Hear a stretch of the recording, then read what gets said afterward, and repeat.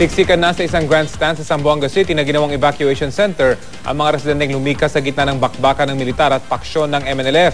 Ang iba sa kanila, lalo na ang mga bata, nagkakasakit na. Mula pa rin sa Zamboanga City, may ulat on the spot si Haji Rieta. Haji?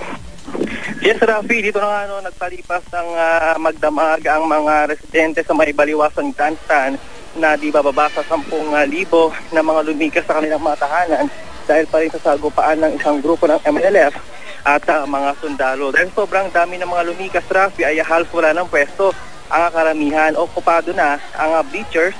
Kaya naman ang iba nga ay nasa gilid-gilid na lang ng grandstand, nagtayo ng kanilang tolda para may mapwestuhan lang. Ang mga nakausap natin, Rafi, daing ang hirap ng kanilang kalagayan dahil wala rin daw kasi silang magagawa dahil takot naman silang madamay sa palitan ng putok ng MNLF at ng pwersa ng gobyerno. Kaya naman kahit na masakit sa kanilang kalooban ay kailangan nilang lisanin ang kanilang mga tahanan.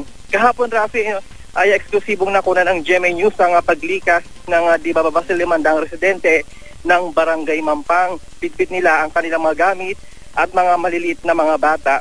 Ayon sa mga nakusap natin ay tiniis daw nilang maglakad ng mahigit 1 kilometro para lang makaalis sa lugar. At may tinawid din daw silang maliit na ilog. Sa nga ay nananatili sila sa barangay hall ng Zambowood at doon muna nagpalipas ng magdamag.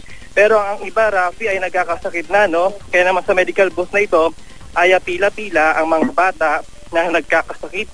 Daing nila ang pananakit ng tiyan, maging na rin ang pagsusuka.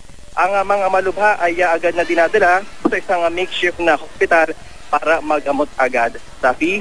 Haji, ano daw yung dahilan kung bakit lumikas yung mga nakuna natin na kahapon na nabanggit mo? Ito ba yung mga nasa malapit sa Pampang, sa may mangrove dyan sa Zamboanga City? Tama ka, Rafi. At may mga nakita na silang mga MNLF dun sa lugar.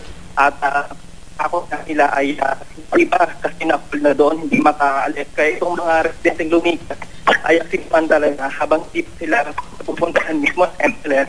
Kaya lumikas na sila kahapon. Samantala yung iba na Rafi ay hindi makaalis doon sa lugar dahil parang pinapalibutan daw sila ng mga MNLF sa lugar. Kaya naman nga, para makaresidente doon, Okay, Haji. Okay, maraming salamat sa iyong ulat, Haji Rieta.